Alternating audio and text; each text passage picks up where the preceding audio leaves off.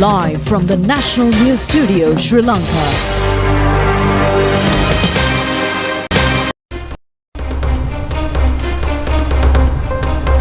Good evening. This is the National News Telecast. I'm Movin Hettiarachchi.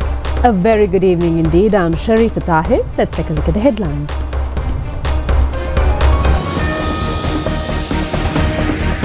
The case against former President Ranil Wickremesinghe will be filed in March. Secretary to the former President Saman Ekanayake has been remanded. IMF agreement with Sri Lanka is to continue. Sri Lanka and Belgium sign an agreement on debt restructuring. Automated border control system installed at the airport premises in Katunayake. The national program to introduce new educational reforms will be held tomorrow. All measures have been finalized for the exposition of sacred Buddha relics from 4th to the 11th of February at Gangarama Temple. Asian countries are at risk due to Nipah virus outbreak in India.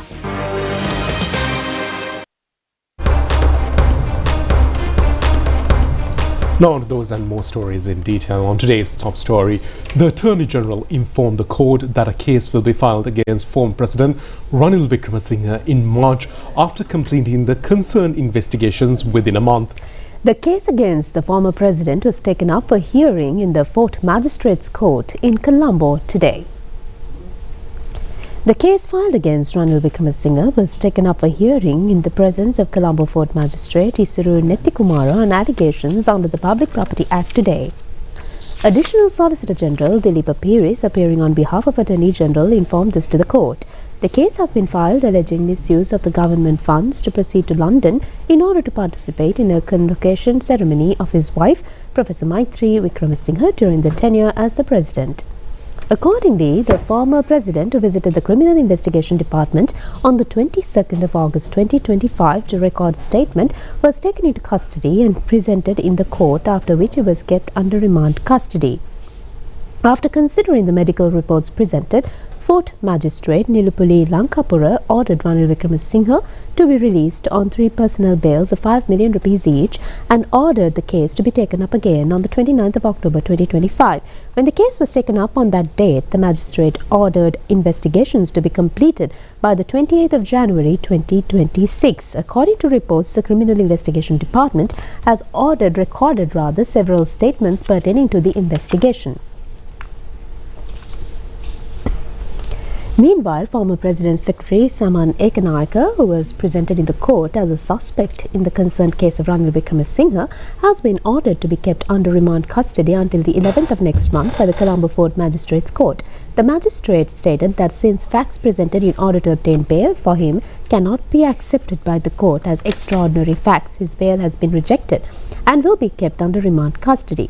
He also accepted a request to get a statement recorded from Saman Ekanayake and ordered the Superintendent of Prisons to allow the Criminal Investigation Department tomorrow for this purpose.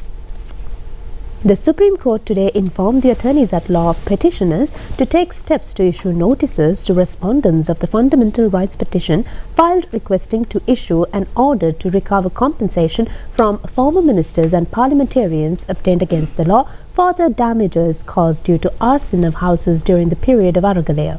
The court has also informed to take steps to issue notices to respondents of the concerned petition former President Gotabaya Rajapaksa, former Defence Secretary, retired Major General Kamal Gunaratne, former DIG C.D. Wickramaratne and former Navy Commander Nishantha Mulugetane and former Ministers Prasanna Ranatunga and Tiran Alas, along with former Secretary to the Ministry of Public Security Jagat Talvis. A meeting was held today between President Anura Kumara Dissanayake and representatives of the International Monetary Fund who arrived in the country to assess the damages caused by Cyclone Ditwa. The delegation, which arrived on the 22nd, toured the island to witness the impact of Cyclone Ditwa firsthand and met with the affected people. The meeting took place today at Presidential Secretariat. The delegation commended the government's measures to provide relief for the people, develop infrastructure and rebuild lives while facing challenges of the disaster. They pointed out that the government's handling of the crisis was praised by many citizens they spoke with, describing it as a significant achievement for the administration. The representatives emphasized that the government's high level of fiscal discipline was crucial in facing the challenges. The government was able to present a supplementary estimate of 500 billion rupees for the efforts due to the existence of cash surplus within the General Secretary. The IMF representative noticed that the highly commendable situation, pointing out that Sri Lanka is maintaining the correct economic trajectory even in the face of severe disaster. They stated that the discussions regarding the release of the sixth tranche of the extended fund facility for Sri Lanka would be resumed by March. During the meeting, President Ranil Wickremesinghe Dissanayake highlighted that the government's objective is to ensure that the economic achievements are reflected in the statistics they truly trickle down to the general public. He further stated that the government has prioritized rebuilding the lives of ordinary citizens who have suffered long-term hardship due to the situations such as Easter tax and economic collapse. The President noted that the government's future programs are designed in a direction and expressed his expectations for the IMF's continued support in this regard. Both parties also agreed to proceed with the existing agreements of the IMF and Extended Funds Facility without any changes. Meanwhile, press conference in Colombo today, Director of the Asia Pacific of the IMF, Krishna Srinivasan, said that the IMF program has shown very positive growth in the economy.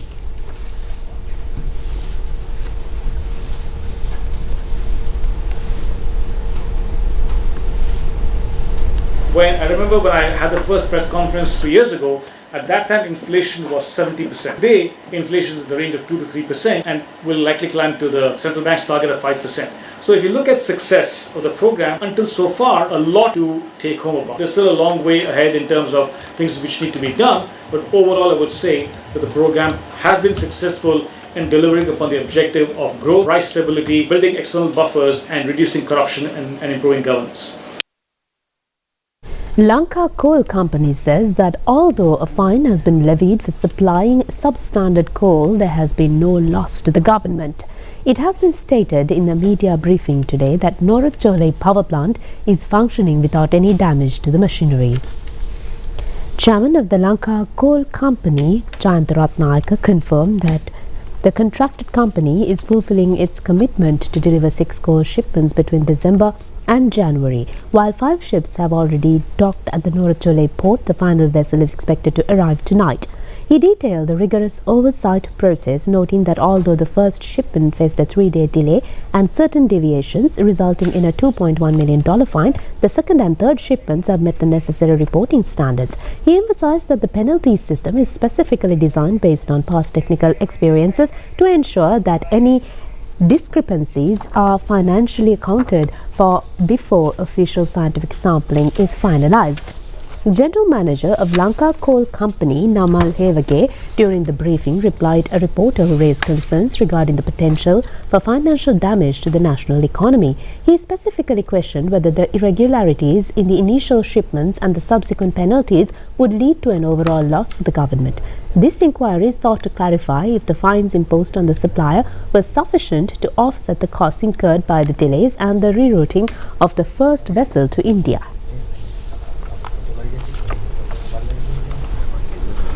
The national ceremony to introduce new education reforms will be held at Gunasekara Vidyalaya in Athurugiriya tomorrow, under the patronage of Prime Minister Dr. Harini Amarasuriya.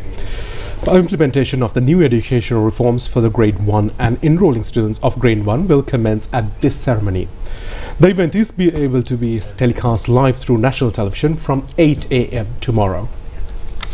Prime Minister Dr. Harini Amarasuriya says that the government has paid attention to strengthen Quality Training Institute and to improve vocational education. She made these comments at the annual diploma convocation of the Department of Technical Education and Training held yesterday. The function was held at the Bandaranayake Memorial International Conference Hall in Colombo. The diploma certificates were awarded to students who completed NVQ 5 and NVQ 6 through technical colleges located throughout the island pertaining to 2023 and 2024 with the objective of creating required quality professionals to the labour market of this country. The Prime Minister stated that skills will have to be constantly improved in order to face the future uncertainties with a fast-changing world. Prime Minister Dr. Harini Amarasuriya emphasises the vital importance of strengthening institutions that provide high-quality training to develop the professional workforce necessary for the country's future. She notes that global labour demands are shifting at an unpredictable pace, making it essential for individuals to be prepared for significant changes over the next decade. The PM stresses that education does not conclude with a certificate, rather that she advocates for lifelong learning, urging the audience to maintain their curiosity and the drive to acquire new skills regardless of their age or location. According to her, the most significant lesson one can gain is the ability to adapt to the changing world, which she considers more valuable than the diploma or degree itself. As these individuals join the national workforce, she reminds that they are now leaders and stakeholders in the nation's progress, emphasizing that their personal journeys are inextricably linked to the journey of the country.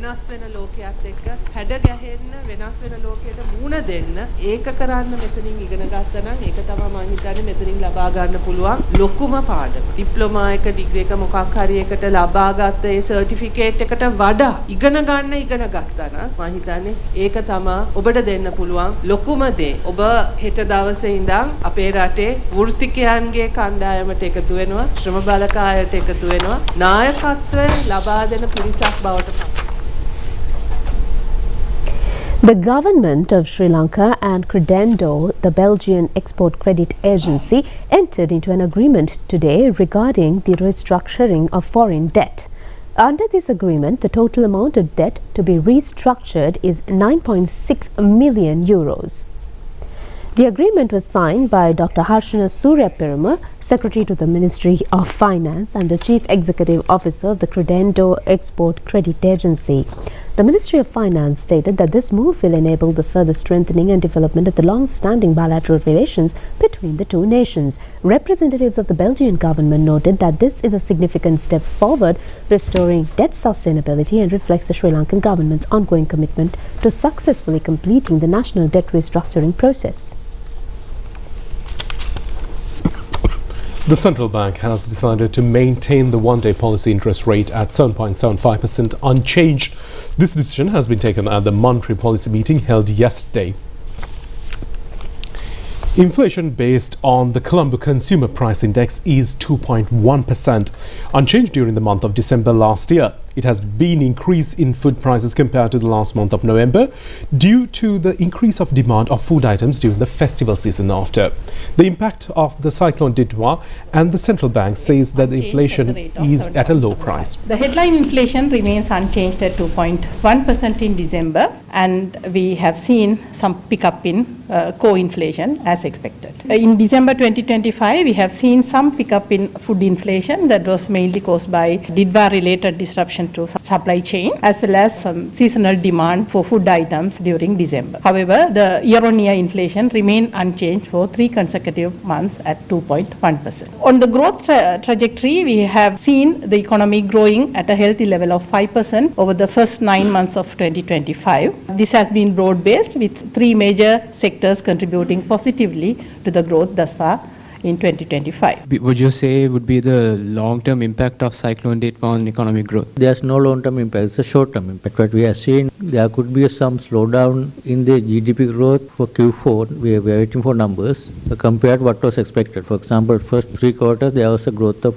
close to 5%. There could be a little lower growth for Q4 2025. But as I said earlier, there could be a positive impact on the 2026 growth because of the additional fiscal stimulus in terms of additional 500 billion that Parliament has already approved. Once the money, they start spending that, and that will create additional economic activity. That will be growth positive, and it basically, I think what we see, growth will remain in the same trend. There could be short-term Q4 some lower growth, but it will come back to the steady path going forward. The IMF's global outlook has warned that there are certain trade tensions and geopolitical risks that could threaten the emerging markets in 2026 of this year. In your opinion, what external shocks pose the biggest risk to Sri Lanka right now? This trade shocks has been there all the time. It started from last year, April, when these tariff announcements were made by US administration. Since then, there has been volatility, there has been trade diversions, or higher and lower tariffs for some countries. It has been changing all the time. But in our case, we have been able to negotiate a steady 20% comparable with all the other competitive countries. So I don't see an impact in terms of trade for Sri Lanka, because we were able to negotiate up to 20% tariff, which is comparable with other competitive countries, that we hope that will remain. But we can see other countries' tariffs are being changed from week to a week basis sometimes. And there has been some bilateral trade agreements have been signed recently. India has signed one with EU. We also had duty-free access to UK market recently. Like those trade agreements also changing and happening. So there could be some trade diversion and trade flows could be volatile. But I don't think from our small market, we don't expect that's going to be a significant. In the meantime, allowances and loan facilities have been provided to owners to restore their businesses again for permanent businesses places damaged due to the disasters. Secretary to the Ministry of Finance, Dr. Harshana Surya Perumal, explained that the government has already implemented a wide range of relief measures to support citizens and businesses affected by the recent crisis. These actions were taken following the necessary approvals, and the relief is being distributed to both individuals and entrepreneurs. The Secretary noted that as a step in the ongoing process, new circular has been issued specifically targeting small-scale and entrepreneurs whose in the informal sector, whether they are registered or unregistered. The goal of the initiative is to ensure that these specific groups have received the targeted assistance they need. The amount of 500,000 rupees will be paid to owners of businesses premises who are willing to obtain compensation without assessing the damages. A sum of 5 million rupees will be paid to owners of businesses premises who are willing to obtain the compensation after assessment of the damages. Apart from these allowances, the Treasury has initiated a new loan project necessary for further investments required for the necessary capital to start the businesses again damaged due to the disasters. Facility has been provided to obtain them under interest rate of 3%, 250,000 rupees to 2.5 million rupees. The loan should be repaid in 3 years within a grace period of 6 months. Entrepreneurs will be able to obtain loans up to 25 million rupees as investment loans to restart their damaged businesses. The loan can be obtained through banks, enabling them to repay in 10 years with a grace period of 12 months under an interest rate of 5%.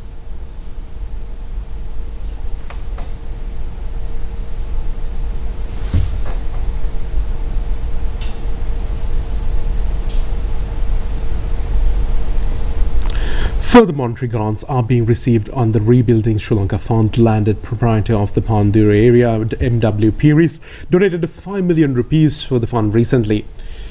The cheque will be handed by him to President Secretary Dr. Nandika Kumarnaika yesterday at President's House. The government has taken measures to provide maximum facilities for the devotees who attend to worship the sacred relics of the Lord Buddha, which was brought to the island from Devanimori sacred site in India. The exposition of the sacred relics will be held from the 4th to the 11th of February at the Gangarama Temple in Hunapitiya, Colombo. A media briefing in this connection was held at the Government Information Department today. As most of you may recall, Prime Minister Shri Narendra Modi, during his visit to Sri Lanka in April 2025, had announced that sacred relics of Lord Buddha from Devanimori would be sent to Sri Lanka for a special exposition. This exposition flows from the Prime Minister's announcement in April 2025. The fact that it is being inaugurated on Sri Lanka's 78th Independence Day makes this truly emblematic of the India-Sri Lanka friendship. The exposition is particularly special as it is the first such public exposition being organized of the Devanimori relics outside of India. These relics were discovered in 1960 in the Aravalli region of the Prime Minister's own home state, Gujarat. Prime Minister's personal commitment to deepen spiritual and cultural linkages between our two countries is evident from the choice of Sri Lanka to be the first ever country to host the exposition of these sacred relics of Lord Buddha from his home state of Gujarat. Let me also share some details about the relics with my friends. Devni Muri is a rich archaeological site in Gujarat, India, where excavations have unearthed significant Buddhist structures, including a Sharira Stupa. It is one of the most important Buddhist archaeological discoveries in India. 2 caskets were recovered here.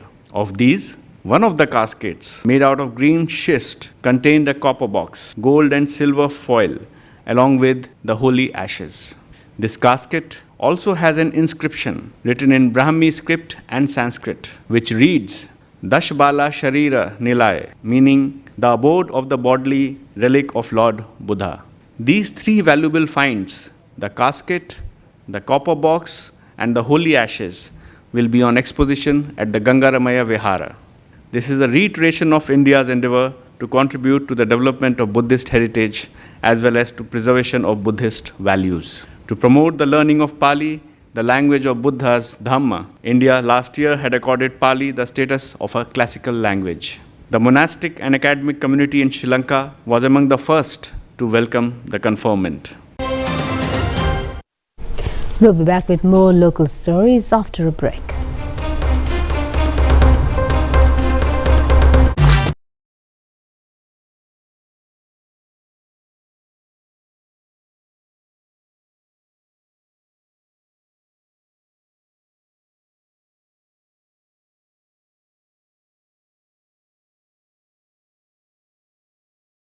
Now on to other news. Happy Chinese New Year, a cultural performance jointly organized by the Ministry of Culture and Tourism in China and the Chinese Embassy in Sri Lanka took place in Nelumpokana Theatre in Colombo yesterday.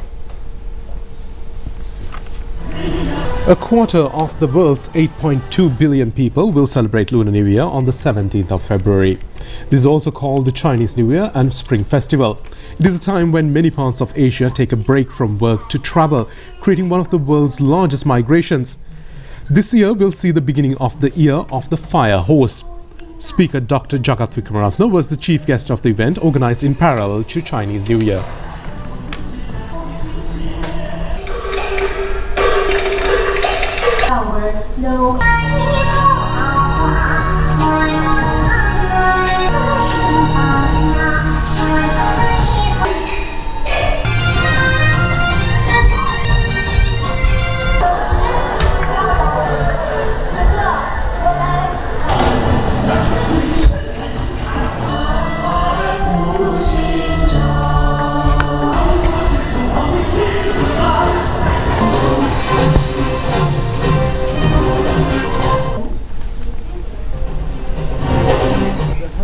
Happy Chinese New Year Performance 2026 has brought joy, understanding and friendship to Sri Lanka. It has strengthened the bond between our 2 countries and our 2 peoples. During President Anukumar Dissanayaka's recent visit to China, both countries agreed to further strengthen their partnership and to build a China-Sri Lanka community with shared future. Culture plays a very important role in achieving this goal. Sri Lanka hopes to, once again, to become a center of trade in the Indian Ocean. China believes that Sri Lanka can be an important partner in building the 21st century maritime Silk Road. Projects such as Port City in Colombo and Hambantara International Port shows this strong cooperation. Ladies and gentlemen, this early context laid the foundation for our lasting friendship. In modern times, Sri Lanka and China established diplomatic relations in 1957. During the past 6 decades, even with the many global challenges, relationship between our 2 nations has remained strong, friendly and respectful. China and Sri Lanka share close ties in friendship, economic cooperation and cultural and religious exchange. At an important moment in Sri Lankan history, China has supported our country. The people of Sri Lanka remember this friendship with gratitude. Both China and Sri Lanka will forge ahead and achieve new and great accomplishments on the path of national development and rejuvenation. Maybe the friendship and cooperation between our 2 people surging forward like steeds with the future as boundless as a 1,000-mile journey. The country's first automated border control system is installed today at the Bandaranaike International Airport premises in Katanaika. The project cost $8.4 million. Implemented by the International Organization for Migration with funding from the Japanese government, this project aims to strengthen border control capabilities to respond to infectious diseases in South Asia. This facility will currently be available only to Sri Lankan air passengers. It allows travellers to complete their clearance and exit the Department of Immigration and Emigration premises within a short duration of approximately 40 seconds.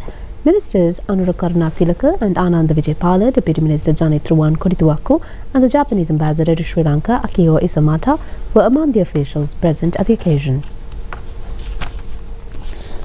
Colombo District Operational Council for the Ratamekata National Operation to Eliminate Narcotics convened today under the patronage of Deputy Minister Attorney at Law Sunil Watagala. Addressing the council, the Deputy Minister said that the law will be strictly enforced against drug dealers. Parliamentarian Lakshman Nipah said that if this program is executed correctly, the country can completely be made free of narcotics. Therefore, this will surely be a massive task. Deputy Minister Attorney at Law Sunil Watagala said that the country can no longer play around with this manner. This is a decision made by the President. The government has already gone international and begun bringing back criminals from countries like Nepal, Indonesia and India through Interpol. Criminals have felt the pressure. They have decided there is no escape and that they must surrender. They have sent the messages to Ministry expressing the need to surrender. Because of this fact, no official can reduce the responsibility even slightly. They cannot let go even for a moment. The Deputy Minister said that this mission led by the President himself, and there is a direct link between the earnings of illegal assets and the drug trade. The government has identified that drugs enter the country through the western and southern provinces. If this is controlled in the western and southern regions, it becomes easier to manage the other provinces and districts. Furthermore, the government intends to bring a special act to Parliament. This will allow modern technology to identify seized drugs and destroy them immediately, rather than keeping them until the conclusion of court cases. The Inter-University Students' Federation had called a special media discussion to raise awareness regarding problems surfaced pertaining to the internship training of students studying in universities and educational institutions. Convener of the Inter-University Students' Federation, Sasindhu Pereira, highlighted a critical issue within the Sri Lankan higher education system, noting that mandatory internships have become a universal requirement for all degrees, regardless of whether a student attends a public or private institution. He explained that students are often given as little as 2 to 3 months' notice to secure a placement on their own, a pressure that frequently forces them to prioritize any available position over the actual quality of the training. This systematic gap, he argued, that it had led to a tragic situation where students face severe mental and physical stress, social challenges, and even exploitation by organizations seeking cheap labor. Furthermore, he pointed out that lack of legal protections and structured support not only jeopardizes the students' ability to graduate but also leaves them vulnerable across both the state and private sectors. The Colombo Stock Exchange ended today's trading with all-share price index closing at 23,992.11 after raising the points by 31.95, which represents a 0.13% change. The SLLP SL20 index closed at 6,670.21 down and by 2.16 negative with a 0.03% decrease. The market turnover for the day amounted for 6.9 billion rupees.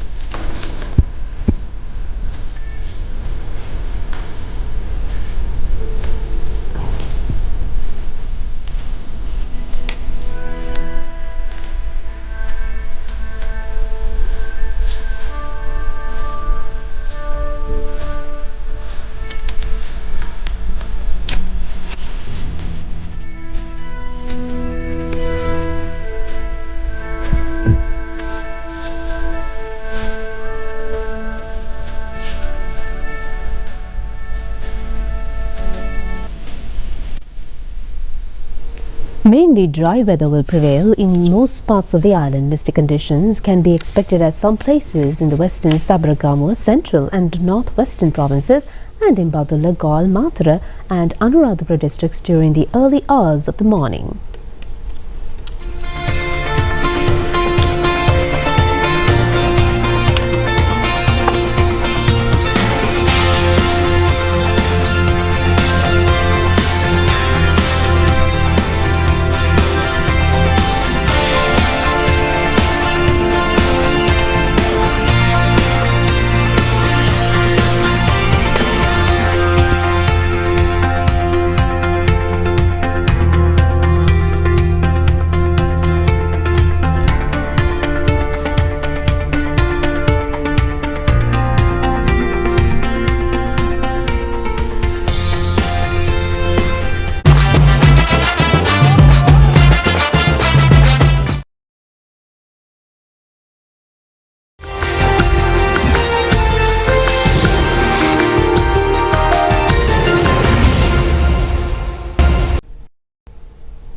Now on foreign news. Health authorities across Asia are on high alert tonight as Nipah virus outbreak in India's West Bengal state triggers new travel restrictions. While the numbers remain low, the high fatality rate of the virus, which has no known vaccine, is prompting immediate screening at international borders. In Thailand, health officials have begun screening passengers at 3 major airports receiving flights from the affected region. Similarly, Nepal has tightened surveillance at Kathmandu's international airport and key land crossings along the Indian border. The alarm follows 2 confirmed cases in West Bengal since December, both reportedly healthcare workers. India's health ministry reports that nearly 200 close contacts have been traced and tested negative, but the risk remains a priority. Nipah is a zoonotic virus jumping from animals to humans with a staggering mortality rate between 40 and 75%. Without a specific cure, regional neighbors are taking no chances, prioritizing early detection to prevent a wider outbreak. Official tributes are being paid across India following the death of Maharashtra's Deputy Chief Minister Ajit Pawar in a plane crash earlier today. The veteran politician was travelling to Baramati when his chartered aircraft went down during a landing. Prime Minister Narendra Modi has issued a formal statement characterizing the event as a significant loss to the nation's political service in India. The accident occurred as the Bombardier Learjet 45 was attempting to land in a heavy mist in poor visibility. According to Civil Aviation Ministry, the aircraft lost contact with the tower moments after receiving landing clearances, eventually bursting into flames at the edge of the runway. Mr. Pawar was travelling to his home constituency to address public meetings when the tragedy struck. A Seoul court has sentenced South Korea's former First Lady Kim Kyun-hee to 20 months in prison for bribery. The ruling marks a historic legal precedent as it is the first time a former presidential couple has been convicted simultaneously following the prior sentencing of the ousted President Yoon Suk-yeol. The Seoul Central District Court found the 52-year-old guilty of accepting 8 million won in luxury gifts from the Unification Church in exchange for political favors. Judge Woo In-sung stated that Kim misused her position for personal gain, failing to reject solicitations associated with her high-level status. While the court handed down a prison term for bribery, it cleared Kim of separate charges involving stock price manipulation and election-related misconduct. In a formal statement, the former First Lady apologized to the public and accepted court's admonition.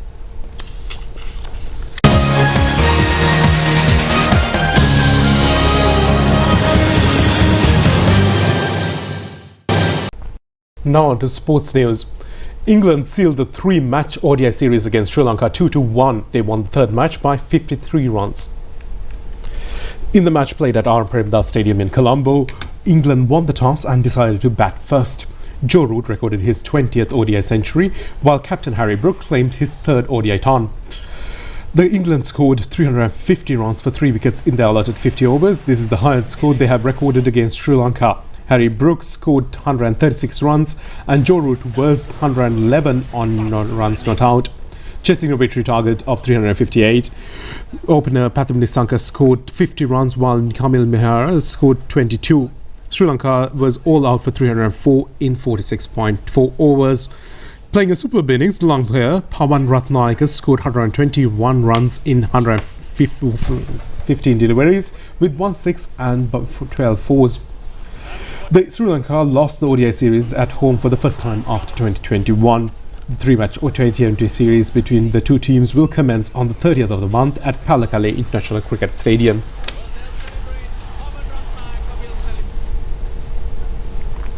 That's it for tonight's English News Telecast. Thank you for joining us. Good night. Good night.